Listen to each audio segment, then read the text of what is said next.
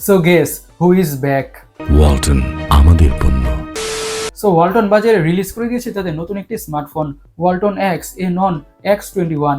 ফোনটা কি প্রাইসে বাজারে এসেছে, কি কি স্পেক্স আর কি ফিচার্স অফার করছে এবং অ্যাকচুয়ালিতে মিড বাজারের স্মার্টফোন হিসেবে রিলিজ আপনাদের জন্য কেমন হতে যাচ্ছে সবকিছু নিয়ে কথা বলবো।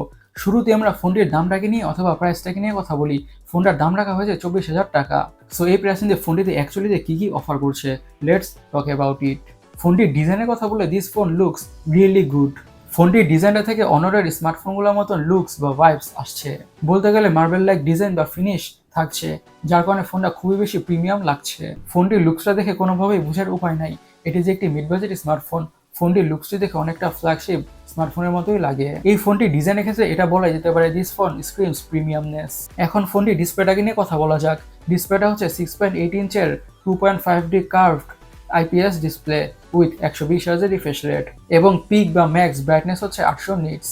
24,000 টাকার প্রাইস রেঞ্জে কিন্তু অ্যামোলেড ডিসপ্লে এক্সপেক্টেড ছিল, রাইট? কিন্তু অ্যাকচুয়ালিতে IPS ডিসপ্লেটাও কিন্তু খারাপ না, বলতে গেলে kind of safe nowadays, right? You all guys know why. আচ্ছা, এই ডিসপ্লে প্যানেলটিতে যে কোনো ধরনের content, movies, videos or series যে কোনো কিছু দেখে মোটামুটি ভালোভাবেই এনজয় করা যাবে।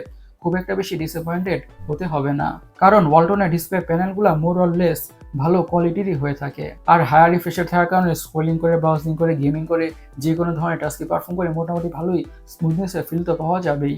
এখন ফোনটির হার্ড অথবা চিপসেটটাকে নিয়ে কথা বলা যাক। ফোনটিতে ইউজ করা হয়েছে মিডিয়াটেক হিলিও G99।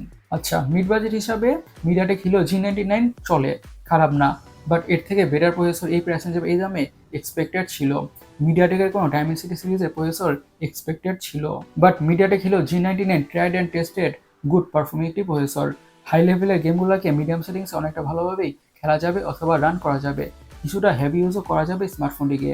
বাট ফোনটিকে খুব বেশি হেভি ইউজ করা ট্রাই করা হলে বা খুব বেশি মাল্টিটাস্কিং করা ট্রাই করা হলে তখন ফোনে থেকে অবশ্যই বা অবভিয়াসলি ল্যাগের ইস্যু বা হ্যাংয়ের ইস্যু ফেস করতে হবে, কারণ ফোনটি মিডিয়াম টাইপের ইউজার্সদের জন্য ঠিকঠাক আছে কিন্তু খুব বেশি হেভি ইউজার্সদের জন্য ঠিক নাই।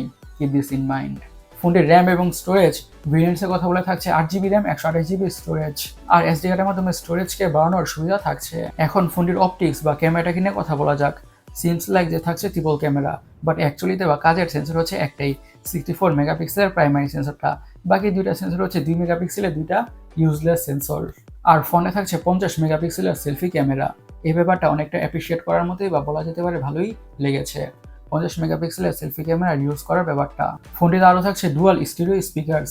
সিকিউরিটি হিসেবে ইউজ করা হয়েছে সাইড মাউন্টেড ফিঙ্গারপ্রিন্ট সেন্সর। এখন ফোনটির ব্যাটারিটাকে নিয়ে কথা বলা যাক। ব্যাটারিতে ইউজ করা হয়েছে 5000 mAh এর ব্যাটারি উইথ 33 ওয়াটের ফাস্ট চার্জিংয়ের সাপোর্ট। এই 5000 mAh এর ব্যাটারি থেকে ফোনের মিডিয়াম ভাবে ইউজ করলে খুব ইজিলি একদিনের ব্যাটারি ব্যাকআপ পাওয়া যাবে, আর সাথে প্রোভাইড করা 33 ওয়াটের ফাস্ট চার্জার দিয়ে ফোনটা ঠিকঠাক দ্রুতভাবে ফুল চার্জ হয়ে যাবে। ফোনটির কালার ভেরিয়েন্টসের কথা বলে এসব কালার ভেরিয়েন্টে পাওয়া যাবে। এখন স্মার্টফোনটিকে নিয়ে আমাদের লাস্ট ভার্ডিক্টের কথা বলে আমরা বলবো দাম হিসাবে বা প্রাইস হিসাবে ঠিকঠাক, খুব একটা গ্রেড দিল না অথবা খুব একটা বাজে দিল না, চলে আর কি। গাইস, আপনারা ওয়ালটন XANON X21 স্মার্টফোন নিয়ে কি ভাবছেন অবশ্যই কমেন্ট সেকশনে কমেন্ট করে জানাবেন। আর আমাদের আজকের ভিডিওটি এই পর্যন্তই। আমি সৈকত, সাইনিং আউট।